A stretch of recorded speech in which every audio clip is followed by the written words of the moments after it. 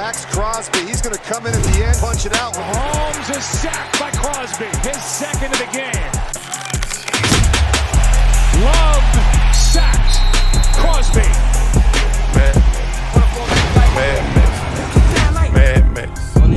Mad Max. What is up, y'all? We are geeked over here. Welcome back to our huddle. This is The Rush with the one and only Mad Max. I'm your co-host, Brogan Roback, and our two degenerates that we love with our entire heart, DT and Krill. Welcome back, boys. Yes, sir. Yes, We're sir. happy to be here, baby. Yes, sir, Ski. The boys Big are buzzing.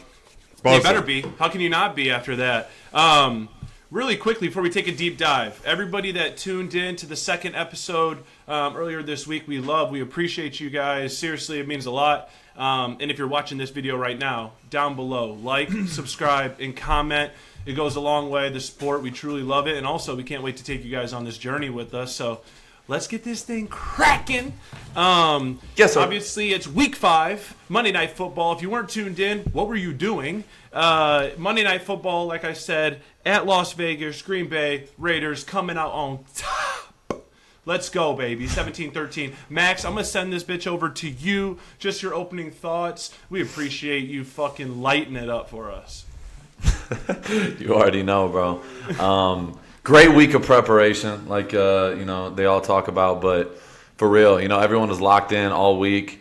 We knew we had to get a win. You drop the 1-4, shit starts getting ugly. So we knew we had to be locked in and get this big win at home. And so dudes were fucking dialed in. It was ugly. It was like some AFC North football, teens scoring, all defense. And that's what we want. We talked about it in the beginning of the week. We want to be the reason we win. And our defense is getting better and better every single time we step out there. So, excuse me. Every time we get out there. So you already know. Big shout out to the whole defensive staff, the whole fucking defense, the whole offense. Everybody was out there dialed in. We made the plays when it was necessary. We talked about it's about 5 to 6 plays every single game, and we made the plays that were necessary to get the dub. So big shout out to the fucking fans too. Y'all were out there lit, and we got a big win for y'all. So now, short week. We got the Patriots coming up next, and we got to get another one. So we're dialed in. 100%. Dude, the defense was flying around. Obviously, you were buzzing around, running gassers sideline to sideline. I mean, seriously, bro, you're diving, you're laying out. It was truly so fun to watch. The defense stepped up in so many ways. Spillane, monster game. Yes, sir. He has no neck, but a monster game. That boy No is neck. strong. Strong ass neck. He hasn't missed neck and trap since middle school. It. No, He's hasn't. my hero. Yeah, so let's dive into the game a little bit. Obviously, I just want to ask your opinion, Max, how you feel the offense from the Green Bay Packers standpoint, how they looked or what you're anticipating. Obviously, they're transitioning from the go Aaron Rodgers. So go. just curious how you feel about that. They got a lot of talent, bro. That's one thing Green Bay has, including the quarterback. Jordan Love is young. He's, I think, had 6 starts so far in the NFL. The dude can make all the throws. He's athletic, strong dude. So we knew it was going to be a challenge. A.J. Dillon, they have multiple running backs, multiple young receivers that can make plays. And they got a great coach. LaFleur's from that Shanahan tree. So you already know it's going to be difficult. So going into the game, we knew it was going to be a challenge. But the guys responded. We talked about turnovers. We're like, we only had 1 turnover so far this year. But it's all about shots at goal. And we keep going for the ball. We keep attacking the ball. We're closer in coverage. We're getting to the quarterback, and, big things happen. So, obviously, Spillane, big shout out to the boy, Western Michigan Bronco. That's my brother, man. He showed out, had 2 picks. And then Amik Robertson. Nobody gives this man his love. This dude, every time he goes in the game, he fucking makes plays. So big shout out to Meek. That dude, I know he's been working. He stays quiet, and he waits for his opportunity. And that dude came out and made the biggest play of the game and, send us home with a dub. That pick was nasty. Like, it Disgusting, actually was. Bro. It wasn't He was just floating. Like, he needs to get his own symbol after that. Him and Jordan, something similar. I thought he jumped way too early, and he just, stuck up there. I'm like, bro, no. I'm like, no, don't act like this. Hell no, bro, no. All of a sudden, he just stuck. I thought my TV paused, bad connection. Boy, cookies. Bro, I'm telling you, that dude has a different gear to him. He's a ball hawk, bro. Bro, you can see it. I mean, that play was unreal. You would think that he was the receiver on the play. But something about getting the guys going, you just mentioned it. He had a huge play there. But also getting you going, I thought was interesting. I don't know if a whole lot of people peeped it. But Rashid, the tackle, obviously, for Green Bay, looked like he was trying to pile drive you after the play underneath the huddle, or the pile, I should say. From a competitive standpoint, Max, does that shit get you going? Because I know from a quarterback standpoint, I'm not really into the game, weirdly enough, until I really get hit. So for you, I can see the gears turning. Yeah. Of you just losing your fucking mind and turning full maniac mode. And ever since that moment, you went AWOL. So did that help out? You see the head bob. You see the head start going. You see it on the TV, just this a lot. You know something's happening. I'm here. No, yeah, bro. Honestly, for me, like, I'm always like finding ways to get myself going. You know, I'm dialed the fuck in, you know, from the start. But like, I'm talking shit. I'm fucking get myself going to that point because I know how I need to feel to be at my best. And like, I was talking mad shit to everybody in the beginning, and I already know Green Bay. You know, before the game they even told me they're sending the house at you, blah blah blah. Like, and fucking Coach Bisaccia, I know for a fact he was telling those guys, fuck with them all game, do extra shit. He hates it. He's gonna snap. So like, he's been around. Bisaccia was around me for years, so I already knew they were telling him to do that, and they were doing extra shit. And so like, for me, I love that because it's just like extra fuel. I swear to God, I was talking to my agent after the game, CJ. Big shout out to CJ. Go. Big shout out to CJ. Big shout out to CJ. After I get a penalty, and this is regardless of what game it is. In my career, I feel like every time I get a penalty, I turn it up even another notch. And like, I was pissed at myself. And Marcus Epps is like, come on, bro, on the sideline. He's fucking dialing. I'm like, this motherfucker flopped, bro. I was like, you didn't fucking see it. And so I was just fucking pissed. And I'm like, all right, bet. I'm not saying one more word. I'm about to look these motherfuckers in the eyes and whoop their ass. And like, that's my mentality, you know, from then on. So yeah, bro, I'm just happy we got the fucking win. And yeah, shit like that, it just added fuel to the fire. I'm like, all right, you're going to play like that. We're going to do that. Then we're going to have to take another step. Okay, Jameis, relax. But yeah, that's kind of where my mind was at. 100%. I know you don't need a whole lot to set you off, and I know you come in with that edge, but I just thought it was so funny because I knew it was game over from that moment on, and they woke the beast up, right? So let's get into it a little bit. DT, I know you want to probably jump in and ask something for Max into the game here. I mean, we're going to have to make this a weekly segment. It's the big sack, baby. Come on. Big sack. I mean, give me your big sack. So I found this one interesting. Break this one down for us. All right. On that play, it happened so fast you really couldn't see, but there were 3 people sent at you on that play. Yeah. He had the receiver come in motion. He was supposed to chip you off the end. Tight end came out of the backfield, was supposed to man you up. And then the running back was supposed to also be his inside help. Talk us through how you made it through 3 people to get that. Yeah, so I think it was 2 plays before that. They gave me a similar look. It was a play action. Tight end comes at me. I fucking snatched him up, threw him down, and there was another receiver coming, or a tight end or whatever. And he was the second guy, and I like spin moved off of it, but I was at a bad angle because the tight end, when I first beat him, I was not at a correct angle to get to the quarterback. So my initial reaction was spin, and I didn't get home, and the ball got out. So I'm like, fuck. Like, I liked my first move, but I didn't like how I reacted to the second block. So when they ran that shit again, I was like, just stay on the edge. Because all they're going to do is try to keep me in there, and I just need to fucking go. So they literally ran that same play like 2 plays later.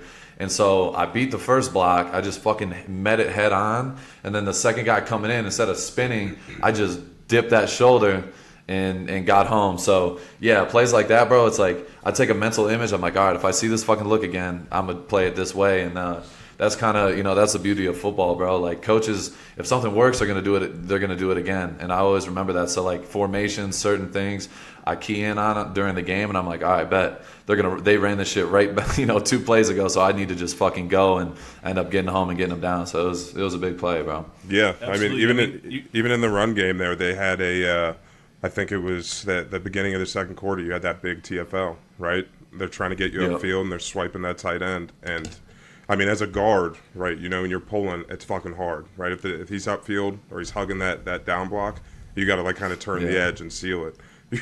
You had this dude running on a squiggly line, hit him with an inside step, went around him, and then made a big TFL. So is that their game plan that they typically do is, hey, we're going to try and get Maxx upfield, kick him out, and take him out of the play? Yeah, you know, they like to do a lot of different shit, and that's what I've realized. You know, coaches are fucking getting better and better and better, and they're always trying to make me slow down. Yeah. And I know that. You know, all the top rushers will tell you the same thing. They're going to try to make me think and try to overreact to certain things so I'm out of the play, take myself out of the play. So, yeah, you know, that was a different instance. Like, we get down, they had that big bomb. Marcus gets the tackle, luckily. Horse collared him, but that was honestly one of the biggest plays in the game because we ended up holding them to 3 right there. But it was first and goal from the fucking 5-yard line or 3-yard line? Mm-hmm. Yep. And this is just the game inside the game where they're in gun near, tight end's on the ball. I'm supposed to be in a 6-tech. So I'm like, all right, I'm going to start in a 7. I'm going to get outside of him, think I'm going to be, you know, on the outside. Then right before the snap, I get down into to a 6-tech. I take one hard step into the C gap. He overreacts to it, and I fucking club him and make him fall and then just fire into the backfield. So it's like, for me, I'm always like trying to be one step ahead of them because I know they're trying to get, you know, 2 steps ahead of me at all times. So, you know, that's just the game inside the game. I'm trying to really make them fucking slow down and think. And once you do something like that, they're like, fuck, I don't know where he's going to be. Because typically guys are sitting in the C gap, they hold their gap, rip off, you know what I mean? So I know it's not going to be that easy for me. They're not going to single block me and leave me alone. So I'm just going to keep fucking with them like how they fuck with me. And I constantly have to just try to mix it up on them and just trust my technique and athleticism. 100%. Dude, I'm glad you said that, a game inside of a game. Because they were throwing hella bodies at you. I mean, I know you know that, but early and often throwing a lot of bodies, chipping with the running back, tight end. I saw you just slowly as the game went on, move all the way out to that wide 9. I mean, you were damn near lining up at corner. You and Marcus Peters were right there. Like, right fucking there. Yeah. I just thought, is that something that is a mental note to you to bump out just to give you more of a, you know, more room to get on an island with the tackle or just be able to see the chips come in more so? Is that, like, just something you came up with in the game? Yeah, no question. And that's something that, you know, as a rusher, when you're getting chippers and shit like that, they want you to fucking come back inside because the chipper is going to try to hit you to slow your feet, and typically they'll chip and slide. So I know the fucking wave of linemen are coming out. So for me, it's like, okay, how can I counteract that? Like, sometimes I'm going to get super wide, beat the tackle right now, and then it puts the tight end or it puts the tackle in a fucking in no man's land. So like I gotta beat the chipper right now because if I play around with them, then they're just gonna be sitting there waiting on me. And typically, if they bring the slide too, it's like you got a fucking wall in front of you. So for me, that's the game inside the game. Switching it up, giving them different looks, like how they give me different looks. Yep. I gotta communicate with my D tackles as well. Hey, cover me on this one. I'm gonna just fire inside and completely avoid the chipper, take the inside move, and then you wrap and cover me. So there's a bunch of different things. And like you said, that's the game inside the game is just making, trying to stay 2 steps ahead of them while they're trying to do the same thing to me. Absolutely. And speaking of broken promises, even though we weren't talking about them, when you got your Selly, I saw you almost committing to what I asked for before the game, the heart with the break. I saw you performing it and going with the break, and then you threw it down. Did you get lost in the sauce? Did you just have to go back to your signature leg kick through the door? I mean, what was going on there? I thought you were did he get scared? Boys right there. He could have got fearful. Fearful could have happened. I have no idea. He could have got scared. The lights were bright and the stage was big. You think the lights are too bright? That's crazy. Honestly, I was fucking tired as shit. And I made the biggest fucking door ever made and just fucking kicked that motherfucker down. And honestly, I like that. I like that Sally a lot. I think I'm going to stick with it. I like the Ken Griffey, just keeping the people on their toes. So for me, that's just what I was feeling in the moment. You know what I'm saying? That might be the first time anybody's ever heard Maxx say he was tired. Bro, I was tired. I mean, how could you not be? tired. Like I said, you're running gassers, diving cross piles at guys. I mean, dude, your energy is contagious, like we said last week. It's got to get the guys on the defensive end rolling. I mean, holding them to 13 points, that's huge. Big dub for first dub at Allegiant this year. So fucking huge. Big day by you guys. But if you want, Max, let's break this up into the next segment. Let's do the dog of the day.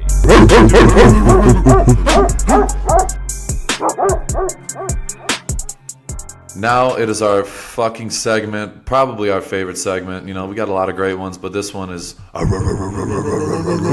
one's special. Holds a special place in the heart.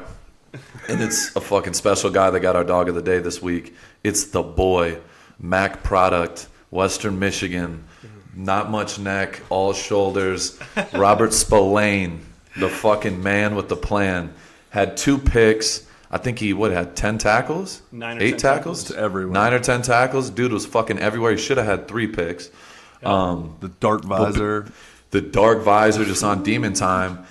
But this dude is a fucking dog. And every single day we go out there and practice, I look forward to it because this dude's out there early. He's looking for me. He's like a little kid. He's throwing the football around. He's running post routes, and me and him are just fucking throwing it around. And he just brings that fucking energy every single day. He's the type of guy you need in the locker room. And, you know, especially playing linebacker, you got to be sideline to sideline. You got to be energy. You got to be around the football. And that dude is just getting better every single week. So, yeah, the dude fucking loves football. He's our dog of the day. He was all over the place. He was a big reason why we won the game. So, big shout out to Robert Spillane. He knows I fucking love this dude. The coaches wanted me to call him on free agency. And he was like, Mike Tomlin's not going to let me leave. But I'm like, bro, fuck that. You're coming to Vegas. And, we had a great conversation. The dude, God bless. He is with the Raiders, and he's just been getting better and better. So that's our dog of the day. Absolutely, man. I had the privilege of playing, I had a cup of tea with the Steelers and had the privilege to be with Spillane. Dude literally has no regard for his body. I know you and I talk about that all the time, Max. He's literally just a perfect Raider. 0. Right? Like when you think of a Yes. Raider player, I know you're one of them, obviously. The fans love it, and we love watching it. But that dude does not care about his body or his brain. No. Not the brain. His brain. Come on. Not the brain. He could We'll be a leave the very brain out. intellectual person. He's a great man. But no, you're spot on, bro. He loves football. It's fucking, you can't hide it. You can't fake it. The dude loves football, and every time he goes out there, bro, he's fucking having fun. And I love being able to share the field with him. Another Mac fucking guy, slept on, finally got his starting role in the league.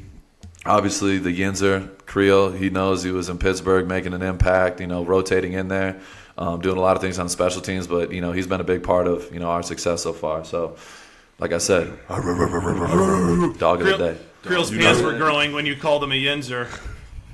Yeah. Wow, that game for the when you guys play the Lions, the Eagles play the Broncos in Ipsy. That's Saturday.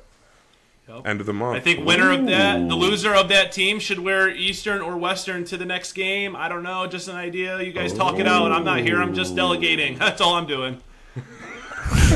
Just No, sprinkle I like a little that. bit. Just a little Johnny Manziel on top of it. Yeah, we're good. Have to. Okay, so let's dive back into the Packers. Max, obviously we talked about them throwing multiple bodies at you. Anything else schematically that you guys thought going into the game that they obviously stuck in with and continued to do? Or maybe they changed up, caught you guys by surprise tonight, if any at all? I feel like most of the things, this is a big credit to Pat Graham, our D coordinator as well. We had a great game plan. We knew they were going to run screens, which they ran a lot of screens. We knew they were going to run some boots, some play action, take shots when necessary, but they were going to try to get rid of the ball, max protect, run the football, and they did that. They ran the ball a lot with A.J. Dillon. I feel like we did a good job for the most part, containing him. You got to give a credit to Matt LaFleur. He's got a lot of young guys, and they're getting better, and they got a lot of talent. So, big credit to them, but, we just made a couple more plays, and we were able to get, turnovers. That's what the NFL comes down to, is who's going to win the turnover battle. We had 3. We forced 3 turnovers, and I think they had 1. So, we ended up winning the game, and, that was the difference. Absolutely. And obviously this wouldn't be the greatest podcast ever if we didn't talk about the one man, Davante Adams. Obviously born and raised from the Himalaya Mountains. He's a fucking savage. And really, I just want to know, there's a big hype going on between Davante. You like that? Davante versus the Packers. I was not expecting that. I don't think you guys picked up on it. I'm miles ahead of you guys. Davante versus the Packers in the media is a huge headline, right, Max? So is that a real thing inside the locker room, or is that just for everybody else to talk about outside? And did you get any vibes from Davante this week that it meant any more to him? Honestly, like you said, that's something you really don't talk about in the locker room. Obviously we know Davante wants to go out there and ball out versus his former team. It's not like they had some big bad breakup or anything like that either. So it wasn't like some fuck the Packers. It was just Davante Adams goes to work and he fucking balls out, and that's what he does. But I don't think he practiced. I think he missed 2 of the 3 practices, or maybe all 3 of the practices this week because he had the AC joint from last game. So he wasn't out there for most of the week in practice. So I knew he was battling some shit, and he still went out there and made some big plays and big moments. So yeah, Davante, bro, he's like we talked about. He's a one of one, the best receiver in the game in my opinion. And he just continues to get better and better no matter what it is. He's going to constantly draw attention. You can't just leave him out there on an island. You got to have safety help. You got to double, and he still finds a way to make plays. And that's what makes the great players great. Is no matter what the situation, you got to find a way. And Davante does that literally on a weekly basis. His presence is just so huge. Honestly, bro, he is a decoy. He is someone you have to count for. You're throwing 2 guys. They're boxing him over there with two corners. Just really freeing up the land for everybody else out there, which obviously you got to pay attention to him. Like I said, he is one of one. So Monday Night Football for you, obviously a little change of pace. Sunday, you got to sit at home. I don't know if you're like every other degenerate like ourselves and turn on Red Zone, but what's Sunday afternoons and the days like for you? And are you tuning in to Scott Hansen on the Red Zone?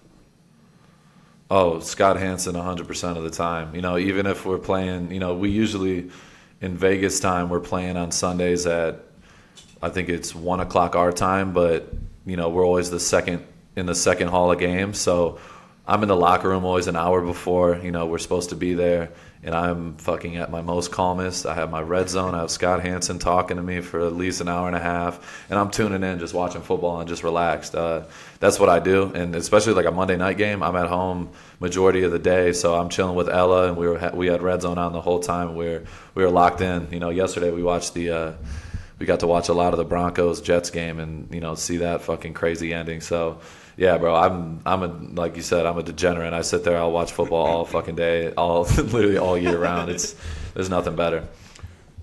Did you know he doesn't? Fun fact 12. Yeah. Fun facts. I just saw earlier that he doesn't piss the whole segment. Scott Hansen goes from the first slate to the end of the third, the second, doesn't pee all day. I think that's faulty. Faulty. He said it. He says, I don't piss. It's faulty. How? So is he dehydrating himself to get to that Why stage? do you think it's faulty? Dude, this man is training There's multiple himself. There's multiple times where he isn't the one broadcasting it. They'll go to live footage, and you'll have Troy Aikman, or you'll have Tony Romo, or you'll have Pat McAfee, or you'll have the Manning brothers. It might be 2 or 3 minutes. I said the same thing. I had his back until my brother pointed it out. No way, man. It's faulty. So you think it's all tuned all in to PR, Troy Aikman and he yeah. just fucking sprints to the bathroom? He might. I think Scott Hansen needs to be under review, and maybe has a bottle underneath the table we just don't know about. I don't know. Yeah, 100%. We need to get him on the pod. Yeah, we do. We need to get Scott Hansen on this podcast. Yeah, answer that fucking question. great at We this. need to know. America needs to know. He says, I use the facilities America needs twice in the last hour before the show begins. I've trained myself. Wow, hey. Great He said PR we're going into stunt. 13. He's a professional. He said we're going into 13, 12 years. I've trained myself. I dehydrate myself in the beginning of Sunday mornings, cut off all liquids, don't drink anything during the show. I apologize, Scott. Use the facilities Scott. the last He's a hour. legend. He's a legend. I believe That's on that me. too. Scott Hansen is a fucking honorable man. I believe 100%. But warrior. I'm fucking geeked. Yeah, that's a different mental battle than many can. If he passes out, withstand. we know why. The motherfucker hasn't Yes. drank water in fucking 48 hours. 100%. He's I'm fucking sure he walks- hallucinating by the third reel of games. Absolutely walks off and probably gets an IV like he just played fucking Monday Night Football. Scott's here for the real stuff. So, well then, Yeah, if you he did get doesn't play to around. if you did get to tune into the games yesterday, Max, I'm assuming you tuned in and watched the San Fran Dallas game last night.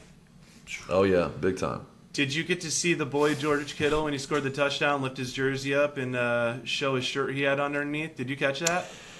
Yeah, I did. So honestly, I didn't see it during the game. I had to go to the facility and, go to meetings that night. So I kind of was on and off watching the game, but I didn't see that fucking picture until after. I think it was today when I seen the picture where it had the F Dallas, and I thought it was Photoshopped. I'm like, there's no fucking way he did that. Did I. But he really did that, and that's the ultimate disrespect. You know what I mean? He took it to that point, and he had 3 touchdowns too. Was so that I on know his the guys first in Dallas touchdown? are not happy. I'm Did not he lift sure. it on his first touchdown? I'm not sure. But huge That would have setup. been Talk about big sacks. That motherfucker's got one. Yeah, I mean he's not playing around. No. That shit is disrespectful. I know the guys in Dallas. I was just They're going to not ask fucking you that. happy about that. So. You're close with Micah. You and Micah Parsons are obviously good buddies. You guys chop it up all the time.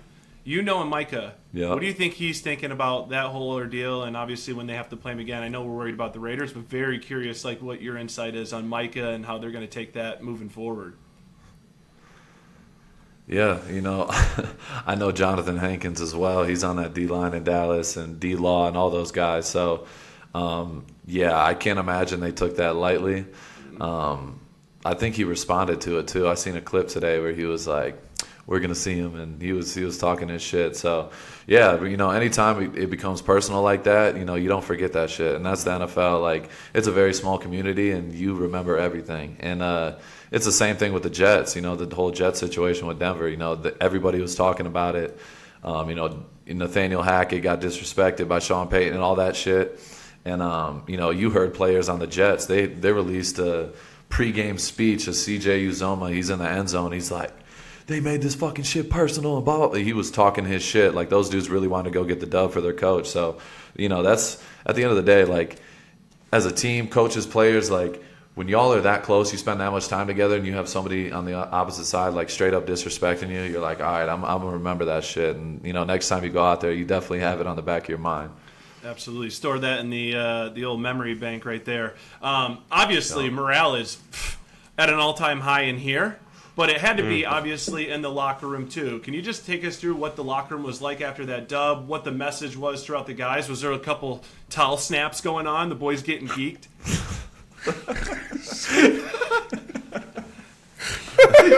I'm gonna take that as a yeah? Yeah, no, definitely. The guys were amped up. Dave Ziegler was in there, hype as fuck. I love that. Josh McDaniel. The whole crew, the guys... Right. The whole team was excited. Every time you get a win, bro, in the National Football League, it's a big moment. And you put in so much work during the week to go out there and go perform and be at your best. And when you come out with a win, especially at home, after being 1-3, it's like, yeah, we needed that win. We knew we needed to win.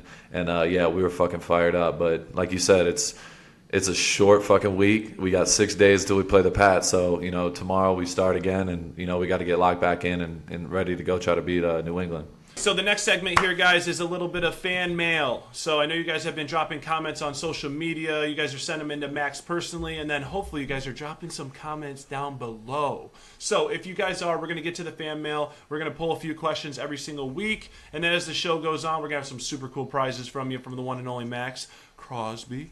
And we are going to make sure that you guys are taken care of. So Maxx, 3 to 5 questions. D, he's going to read them off to you and just give you a little response back to the fans.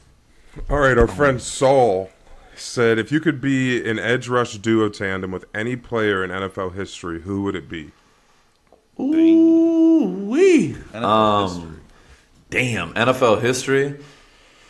Fuck, there's a lot of great ones. That's fucking hard. Honestly, Warren Sapp. there's 3 that come to mind. All right. No, literally. No, that's one of my 3. Okay, Warren thank you. Sapp, I'm a Marinelli guy. So Warren Sapp, I've met him multiple times. We got a relationship. He's a fucking awesome dude. Great fucking player. Obviously a Hall of Famer. Warren Sapp's arguably the best 3-tech to ever play the game. So, Warren Sapp for sure. I think we would be a fucking crazy duo. You got to put Aaron Donald in there. Aaron Donald is a fucking menace and obviously somebody I look up to. just the way he impacts the game on a daily basis, that dude is fucking different. So, yeah, Warren Sapp, Aaron Donald, then I got to throw it back a little bit. I would have to say Lawrence Taylor. Lawrence Taylor, you hear, the guys talk about him. Obviously, he was before our time, but people talk about him, and they're like, yeah, that was the best defensive player to ever play the game. And he was able to play on the edge, play a linebacker. But that dude is just fucking relentless from start to finish. So I would definitely have to say those three. Those are my top three for sure. And just for the fans and the average person out there, 2 of his 3 were 3 techniques. That's a valuable asset to a D-end, not another D-end on the other side. No, 100%. You got to give love to the 3 tech. Shout out Adam Butler, shout out Bilal, shout out Jerry Tillery, shout out John Jenkins, all the big boys in there. And then, hey, obviously, what up, Slime? Hey, so D, I know you got another question, but a question that I saw that stuck out to me, Max. I know you'll appreciate. Fatherhood is an important thing to you. Bree Flores messaged and said, "How has becoming a father changed you?" Ooh, that's honestly I'm sure more ways than one. Question. Yeah, 100%. For me, being a dad, being a girl dad especially, has changed how I look at life in general. It's been the greatest thing that's ever happened to me. She is a queen. I think about her, and everything I do now is revolved around her. And she's the GOAT. She's about to be 1 year old. Every time before I go out on the field, I'm praying and literally talking to her, talking to her in my prayers, just thinking about her all the time, because it just gives a different perspective. It's just something you can't explain. For me, I've never thought I could love something that much. And when you have your own daughter, your little twin, it gives me even more motivation. You know what I mean? It just makes me want to be the best version of myself every time she sees me play, or just when I'm in the house or when I'm with her. It's like everything is for her, and it changes my perspective on everything. So yeah, Ella Rose, she is a queen, and yeah, she literally changed everything for me. A queen, and definitely your twin, and we definitely can't wait to celebrate her birthday this weekend, man. Can't wait to see her light up and open some gifts. You know what I mean? Oh yeah. She's got a dope ass gift coming. I can't wait. I love it for y'all to see it. She's gonna be out here thriving. Hell yeah. From Aaron Hoffman, 1994. Aaron Hoff. How do you get yourself mentally prepared before games? What's your go-to? Ooh. Yeah, Sosa. Definitely some Sosa. The ride in, yeah. Definitely some Sosa. You guys know that. But no, definitely when it comes to game day, I'm at my calmest. For me, all week I'm preparing. I'm doing everything from, rehab to, prep to practice to taking care of my body. Everything, the film, I'm getting to the point, where I'm beyond prepared. So by the time I get to game day, it's like, okay, now I need to take a deep breath, and I know the work has been put in. So I'm at my calmest. I just focus on the mission, in front of me. I try to just relax my mind, calm down. I get in the locker room an hour early, before anybody's there, and I just reflect and relax and throw a lipper in, and I just get my mind right, put some Chief Keef on, get some, a mixture of all type of things. Lil Durk, the playlist is crazy. But yeah, I'm just chilling. I'm calm. I'm getting my body ready. I'm getting my stretches in. Shout out Alex Guerrero. Shout out Rick Slate. I got the whole crew, that takes care of me and make sure I'm at my best when it comes to game day. So yeah, I'm just ready. I'm locked in. And I'm just at that calm mind. It's like, okay, now I don't have to worry about anything. There's no restrictions. I don't have to worry about not hitting the quarterback in practice. I don't have to worry about any of that. It's like, now I just get to fucking go out there and put on a show for the world and the fans. So yeah, when I get to game day, it's like, I'm alive. That's the only way to describe it. It's like the most purest form of joy when I go out there and just, be able to put on, for everybody watching. So dope. Powerful. So dope. All right, we got two more. We got Triplia64 asked, what does your sack celly mean to you? Ooh. Yeah, we talked about it a little bit. For me, it's whatever I'm feeling in that moment. I'm a big I'm big on manifestation, so I like to fucking visualize what I'm gonna do or how my TFLs are gonna look. How am I gonna get this sack on whatever quarterback I'm going against, whatever tackle I'm going against. I'm visualizing it all week, so I'm like, yeah, I got this in the back pocket. Whatever I'm feeling in that moment, that's what I'm doing. And I send it to you guys. I'll send you the fucking Ken Griffey before the game. I think this game was the Mike Tyson, just looking at the motherfucker, just dialed in. Like that was where I was at after I got that penalty. I'm like, all right, bet. And that was my whole mindset. So, yeah, for me, I just, like I said, like I'm alive. Like I'm at my most purest form and I'm out there playing and doing what I do. And it's like I just fully express myself and whatever I'm feeling. There's no restriction. It's not like it's fully planned or anything like that. It's just whatever I'm feeling in the moment. And, yeah, that's a big part of it. It's entertainment at the end of the day. And I feel like I'm an entertainer. Every time I go out there, I'm putting on a show for everybody watching. And, not only Raider fans and the people I love, my circle, but, like, everybody in the world that hasn't seen me play football. I want to be an example of what it's supposed to look like, every time I step out there. Beautiful. You're doing it, bro. You're doing it. No, I appreciate y'all, man. Always. It's the greatest thing ever. Y'all know that. Shit. All right, last. D, you got one more for the boy? Well, last question from Emerson.Palumba. Best advice for young athletes? Ooh. This is a great question. I think for young athletes, the number one thing, that's changed my career is I've gotten older and, I've gotten more years under my belt playing football. Is just routine. Like my routine is like my fucking holy grail. I care about my routine and what I do on a daily basis. It's my life. From when I step in the building at 6 a.m. to when I'm out at 6:30. It's like I have to do everything to an exact T. And it's like I'm not thinking about it because I do it every single day and it's all year round, from meal prep to all these things. I'm just dialed in, and for me, that's what prepares me to go into the game, and that's where it eliminates all the anxiety. I go in, I know I'm ready to go, and that's it. But I got a FaceTime from Marcus Peters coming right now, so maybe he could be a little guest on the show. What's up? Let's see what he's What's up? MP. What up, brother? Hey, I'm doing my podcast right now. You wanna say what's up to the people? What's up with it? It's the real daddy. Yes, sir. I love you, bro. Hey, send me JJ number. I bet I got you. That's my guy right there. It's a fucking legend, Marcus Peters. Yes. Truly And a John legend. with those dudes on the Goated. sideline.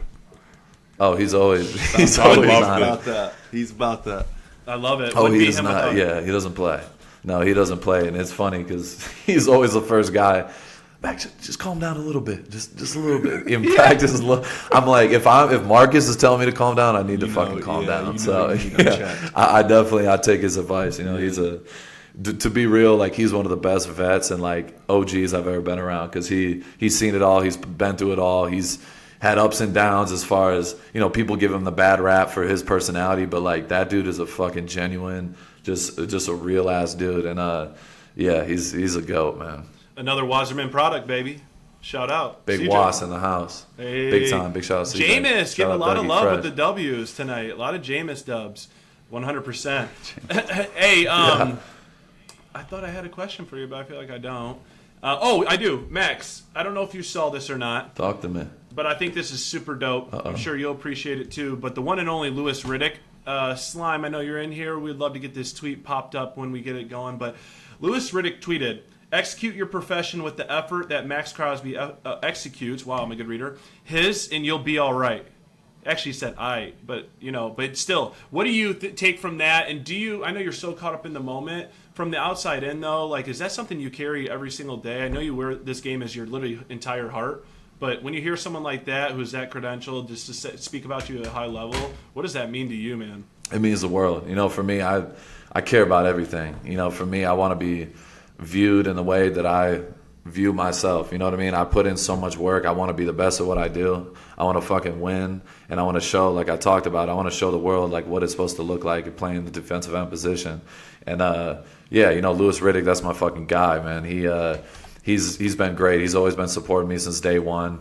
Hearing stuff like that from him and guys like Troy Aikman, all these dudes, like that's what it's all about. The OGs, the legends of the game in the past coming through and showing their respect. Like I take that very seriously, and like we talked about, like how the Raiders, the Raider OGs, the Ted Hendricks, the Charles Woodsons, when they come to practice, like that's another added motivation when they're out there and watching us practice and doing stuff at camp. Like I want to put on a show for them because I know how much, you know, they put into the game and how much they love the game, and I want to show them, like, listen, if I was in the 80s, if I was born back then, like I would have been one of y'all, and I want to show that every single time I'm out there. Absolutely. And then in other news around the league, not so much news. Speaking of another tweet, Jamar Chase last week said he's always fucking open, and then he comes out and has a career day. And then I don't know if you caught his tweet. I'm hoping we can get that tweet right here down below. But he tweets just 7-Eleven. That motherfucker's open. Who's the best trash talker? I love it. I think it's so funny. A picture of 7-Eleven. A picture of 7-Eleven. Who's the best trash talker that you've gotten to share the field with, Max? It could be on the opposing team. Could even be Marcus Peters, your boy on your own team. But in your opinion. Honestly, that's tough. Yeah, I mean, that was the first name that came to my mind was Marcus Peters because he's so authentic and he's so real about it that he's not fucking around. He's not just talking shit. He's dead ass serious. And I'm like, okay, Marcus, at any moment shit can pop off. So he doesn't play. And his go-to is, where you from, homie? Where you from? Every single time. 100%. Bro, he has me fucking weak. So, yeah, you know, he's a legend. But, yeah, there's a lot of guys. You know, you see guys like, you know, I think it's Jair Alexander, I think I'm pronouncing it right, but he's one of those guys that's always talking his shit in the media, but he backs it up. And, like, guys like that, that's a different level of confidence. And, you know, there's a lot of guys in the league that talk that shit. But, yeah, you know, for me, it's like, when I look at, like, certain type of shit talkers, like, there's levels to it. Like, you hear, like, stories about Kobe. That's why I love Kobe so much. Like, and Michael Jordan. Like, those dudes really fucking lived in people's brains. They instilled fear before they even stepped out on the court. And guys like Larry Bird as well. Like, people sleep on Larry. Everyone talks about how Larry was, like, the biggest shit talker. But, like, that's a part of the game. You can get a little edge on somebody, and then you go out there and bust their ass early in the game, and then it's like, oh shit, now they're thinking about everything. You know what I mean? They're overthinking, they're worried, and that's, you know, as a player, you want to just find that little advantage. So yeah, there's a lot of guys out there talking that shit, but Marcus Peters, he's got to be up there for me. I love it. Yeah, no, Michael Jordan's definitely top 200 best player in the world. LeBron at number 1, but that's for another time for you and I to just argue our face off at each other. Fuck no. Absolutely not, but we're not going to go there. No, we won't go there. But major respect to LeBron, though. He's definitely number 3 or 4. Yeah.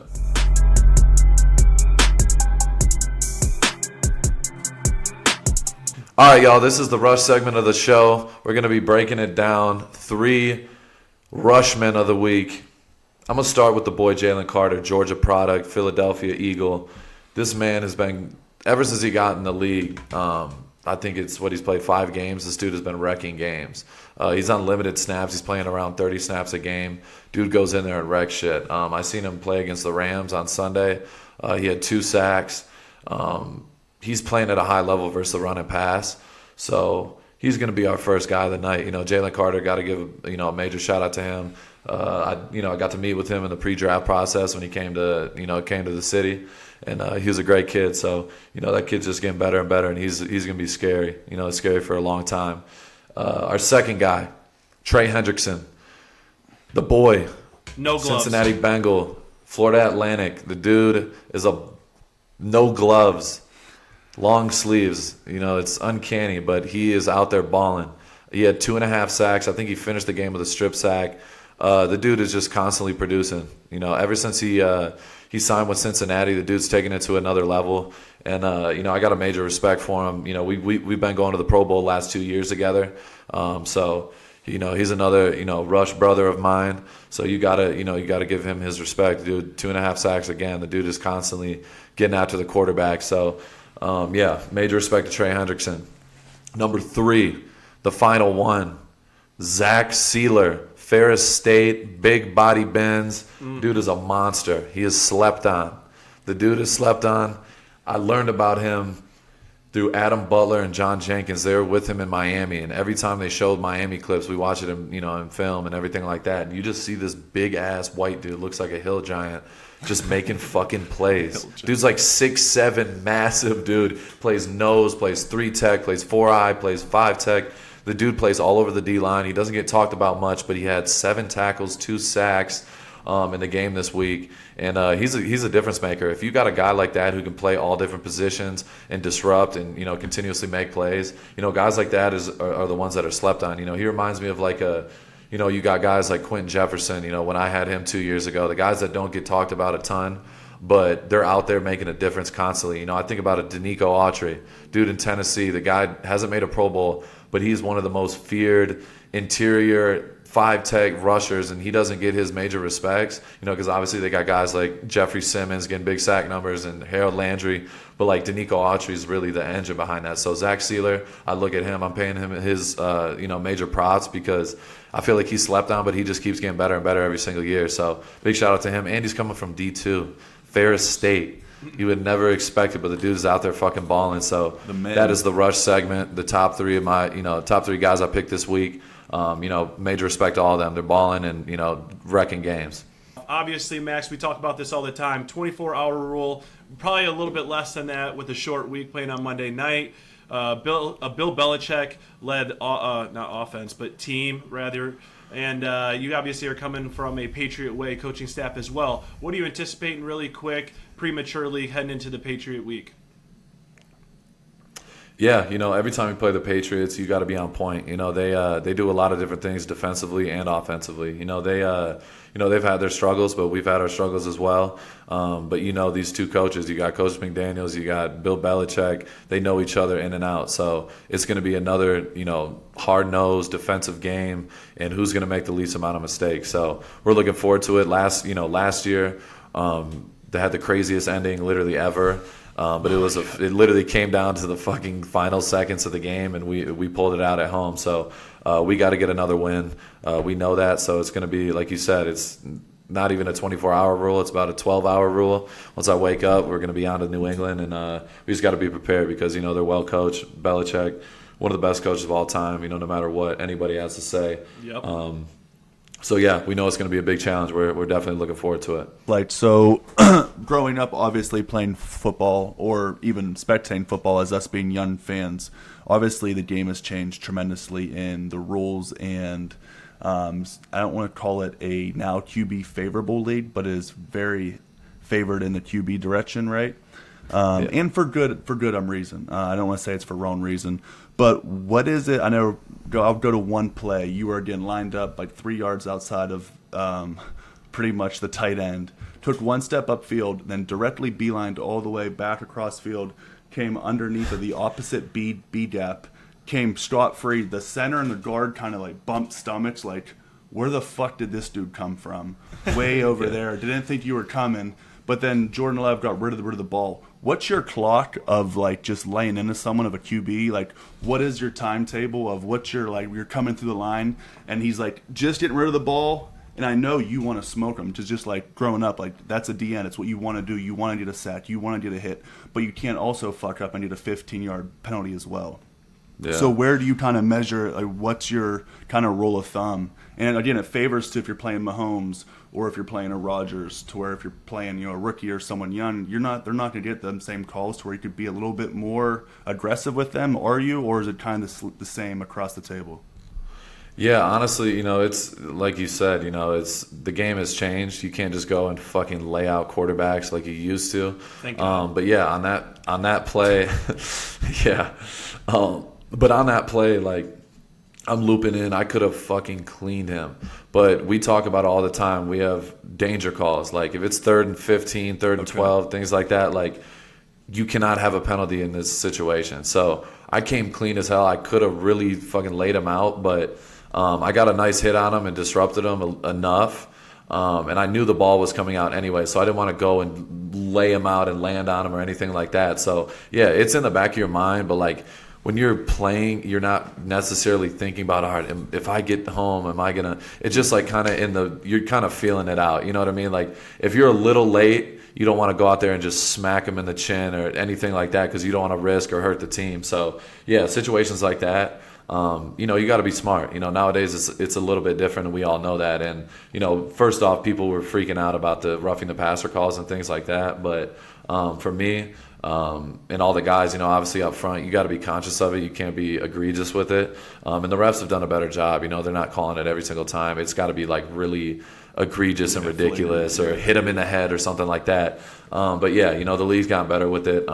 They're not just protecting the quarterbacks. They're, at the end of the day, you got to be able to be under control when you're getting after the quarterback. So, I feel like in those moments, you just got to be smart, especially on a danger call. It's 3rd and 15. You can't get a penalty. It would fucking, give him life again. And, in that one, I hit him in the chest, and I was like, I put my hands up. I'm like, I didn't do anything. Yeah. And the ref was like, great job. And I'm like, all right, say less. And I just got off the field, and, we kept moving. Yeah. So reassuring from the line coach or line ref. Yeah. Yeah, exactly. All right, y'all, that's all we got for episode 2 of The Rush with Maxx Crosby. I got my brothers with me, Brogan, Roback, Darian Terrell, Dustin Creel, my brothers, Slime in the background doing, everything we need them to do, killing shit. But I appreciate you guys, man. We're going to be coming every single week. We're going to be coming with new content, and there's just going to be more and more. We're going to give you the inside, the behind the scenes, the underneath the helmet perspective of what we got going on, in Raider Nation. So I appreciate you guys. Like and subscribe right below. We appreciate you. Again, this is The Rush. We're out of here. Raiders. Good W. Duh.